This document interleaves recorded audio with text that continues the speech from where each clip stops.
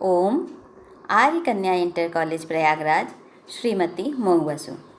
बच्चों, तुमने अब तक मैंने जो कुछ भी भेजा है उसको ज़रूर से नोट कर लिया होगा। मैंने ये कहा था बच्चों कि जो भी चीज़ मैं पढ़ाऊँगी उसको सैटरडे को आपको रिवीजन दूँगी। तो बच्चों, मेरा 2 लेसन कंप्लीट हो चुका है, आपका भी हो गया होगा। तो उसमें अगर आपको कुछ समझ में ना आया हो तो उसको पूछ लीजिएगा। उसके अलावा बच्चों, जो भी मैं आज पढ़ाऊँगी 3rd लेसन, अब जो सैटरडे को मैं रिवीजन दूँगी शनिवार को, उसमें मैं ये 3rd लेसन का ही रिवीजन दूँगी। मतलब जो लेसन मैं पूरे हफ्ते में जो भी चीज़ पढ़ाऊँगी उसी का मैं सैटरडे को आपको रिवीजन दूँगी। पूरा शुरू से नहीं दे पाऊँगी, बहुत ज़्यादा हो जाएगा। इसलिए आप जो आपका अगर पहला लेसन या दूसरे लेसन में से कुछ छूटा है तो वो आप अपने फ्रेंड से ले लीजिएगा। और अगर वो भी ना मिल रहा हो तो मुझे पर्सनली बताइएगा, मैं उसको आपको दे दूँगी। और आज मैं शुरू करती हूँ आपका नया लेसन, जो है कि परमाणु की संरचना। अब मैं शुरू करती हूँ परमाणु क्या होता है इसके बारे में बताऊँगी। पदार्थ जो होता है वो परमाणुओं से बना होता है। इसी पर आधारित ये चैप्टर है, अच्छे से समझिएगा बच्चों। और एक चीज़ बतानी थी आपको, जो भी चीज़ आप पढ़ रहे हैं, चाहे छोटा हो चाहे बड़ा हो, चाहे जो भी चीज़ है, उसको तुरंत आप कंप्लीट कर लीजिए बच्चों। लिख लीजिए, याद कर लीजिए और समझ लीजिए। पहले समझिए, फिर लिखिए, फिर याद कीजिए, क्योंकि अगर आप छोड़ देंगे तो बाद में आपको समझने में कठिनाई हो सकती है। ठीक है बच्चों, तो चलो आज शुरू करते हैं आज का लेसन।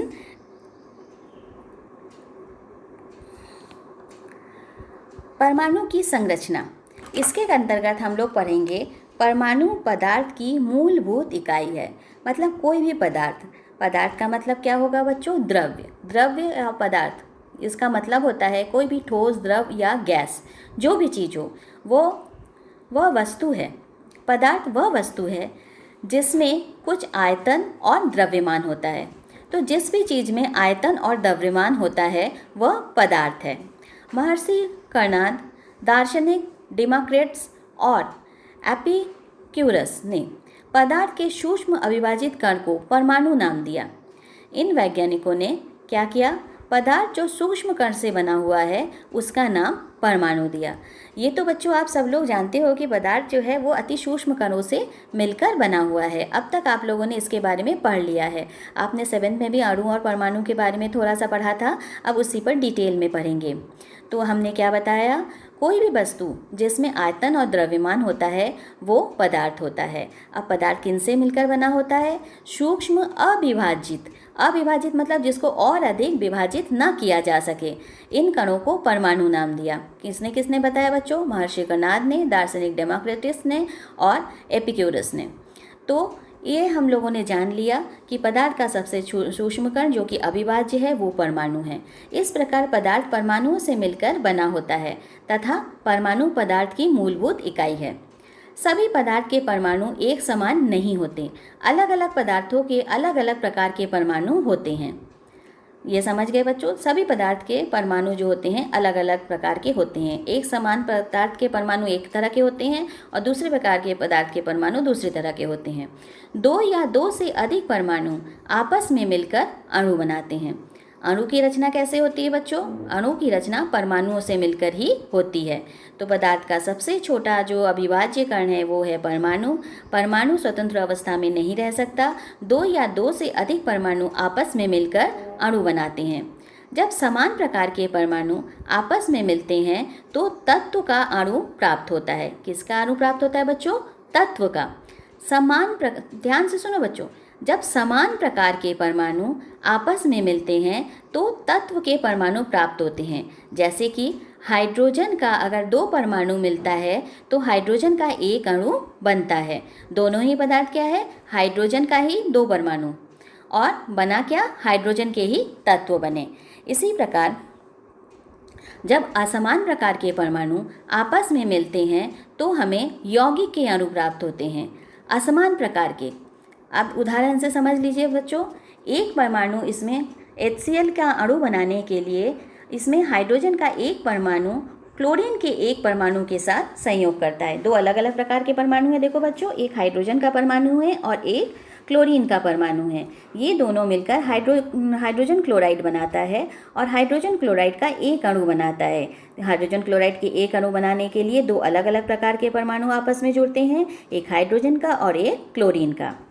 अब इसके बाद हम लोग देखेंगे कई तरह के सिद्धांत दिए गए हैं इसके परमाणु के बारे में। तो ये सबसे पहले हम लोग देखेंगे डाल्टन का परमाणु सिद्धांत। डाल्टन ने क्या कहा था? डाल्टन ने परमाणु सिद्धांत की मुख्य बातें इस प्रकार है, क्या है देखते हैं। पदार्थ या तत्व अनेक सूक्ष्म कणों से बना है जिन्हें परमाणु कहते हैं। परमाणु को न तो नष्ट किया जा सकता है और ना ही बनाया जा सकता है। परमाणु अविभाज्य होता है, मतलब विभाजित नहीं किया जा सकता। एक ही तत्व के परमाणु भार, आकार व अन्य गुणों में समान होते हैं। एक तत्व का जो परमाणु होता है वो भार, आकार और अन्य गुणों में समान होता है, किंतु दूसरे तत्व के परमाणुओं से भिन्न होता है। परमाणु सरल अनुपात में संयुक्त होते हैं।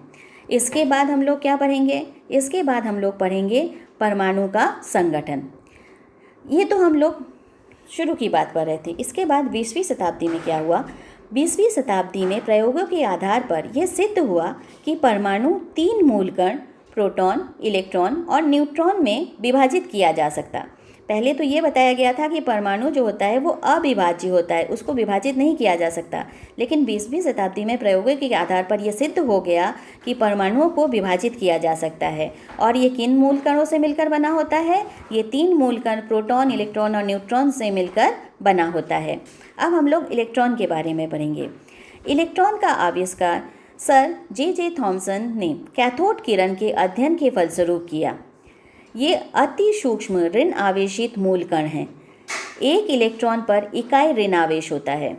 इलेक्ट्रॉन का द्रव्यमान हाइड्रोजन परमाणु के द्रव्यमान का लगभग 1/1837 भाग के बराबर होता है। तो इलेक्ट्रॉन का आविष्कार किसने किया था बच्चों? जे थॉमसन ने। किसके आधार पर किया था? कैथोड किरणों पर अध्ययन करके बताया था। उन्होंने बताया कि ये अति सूक्ष्म ऋण आवेशित, इसमें आवेश कौन सा है? ऋण आवेश। तो इलेक्ट्रॉन पर कौन सा आवेश है? ऋण आवेश। ऋण आवेशित मूल कण है। एक इलेक्ट्रॉन पर इकाई ऋण आवेश होता है। इलेक्ट्रॉन का द्रव्यमान हाइड्रोजन परमाणु के द्रव्यमान का लगभग 1/1837 भाग होता है। इसके बाद बच्चों हम लोग दूसरे मूल कण के बारे में पढ़ेंगे जो कि है प्रोटॉन। प्रोटॉन की खोज गोल्डस्टीन नामक वैज्ञानिक ने सन 1886 में की तथा बाद में रदरफोर्ड ने इसे प्रोटॉन का नाम दिया। पहले ये प्रोटॉन परमाणु की मूल कण की खोज हो गई थी, फिर उसके बाद रदरफोर्ड ने इनका नाम प्रोटॉन रखा। ये अति सूक्ष्म धन आवेशित कण हैं। कौन सा कण है? पहले इलेक्ट्रॉन पढ़ा था, वो ऋण आवेशित था। अब हम लोग प्रोटॉन पढ़ रहे हैं, ये है धन आवेशित। प्रोटॉन पर इकाई धन आवेश होता है। प्रोटॉन का द्रव्यमान हाइड्रोजन परमाणु के द्रव्यमान के लगभग बराबर होता है। इसके बाद हम लोग तीसरे मूल कण के बारे में पढ़ेंगे जो कि है न्यूट्रॉन। न्यूट्रॉन की खोज जेम्स चैडविक ने की थी। न्यूट्रॉन विद्युत उदासीन मूल कण है। विद्युत उदासीन का मतलब ना तो इसमें धनावेशित है, ना तो ये इसमें ऋणावेश है, ना इसमें धनावेश है ना ऋणावेश है। इसमें कोई भी आवेश ना होने के कारण ये उदासीन मूल कण है। इसका द्रव्यमान हाइड्रोजन परमाणु के द्रव्यमान के लगभग बराबर होता है। अब इसमें हम लोग प्रश्न कर लेते हैं बच्चों, प्रश्न उत्तर टाइम। किसी परमाणु में पाए जाने वाले कणों के नाम लिखिए। तो इसका उत्तर यहाँ बस आपको 3 कणों के नाम लिखने हैं। कौन कौन से हैं? प्रोटॉन, न्यूट्रॉन और इलेक्ट्रॉन। इसका उत्तर यहीं पे लिख दिया गया है। इसके बाद प्रश्न नंबर 2, इलेक्ट्रॉन पर किस प्रकार का आवेश होता है? तो इलेक्ट्रॉन पर आप पूरा लिखिएगा, इलेक्ट्रॉन पर ऋण आवेश होता है। अब तीसरा प्रश्न, इलेक्ट्रॉन, प्रोटॉन और न्यूट्रॉन के गुणों की तुलना करिए। तो यहाँ पर आप जो ये देखिए, ये मेरे नोट्स में पेज नंबर 26 में तीनों के बारे में दिया हुआ है। देखिए इलेक्ट्रॉन से शुरू है, हमने यहाँ पे आंसर 3 कर दिया है, पेंसिल से लगा दिया है। इलेक्ट्रॉन, उसके बाद प्रोटॉन और उसके बाद नेक्स्ट पेज में ये न्यूट्रॉन। ये आपका आंसर पूरा हो जाएगा।